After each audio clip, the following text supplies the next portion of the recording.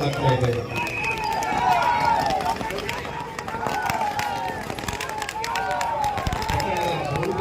ಕನಸು ಇವತ್ತು ನನಸಾಗ್ತಾ ಇದೆ.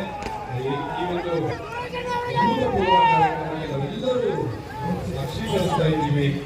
ಸುಮಾರು 52.48 ಕೋಟಿ ವೆಚ್ಚದಲ್ಲಿ ಒಂದು ಶಂಕುಸ್ಥಾಪನೆ ಹರಿಕೆರೆಯ ಪಟ್ಟಣಕ್ಕೆ ಕಾರ್ಯಕ್ರಮ.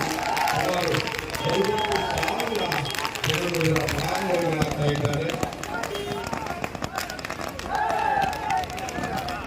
ಮೊದಲ ಜಲಾಶಯದಿಂದ ಈ ನೀರನ್ನು ಈ ಒಂದು ನಗರಕ್ಕೆ ಒದಗಿಸುವಂತಹ ಒಂದು ಅತ್ಯಂತ ಮಹತ್ವದ ಯೋಜನೆ ಇವತ್ತು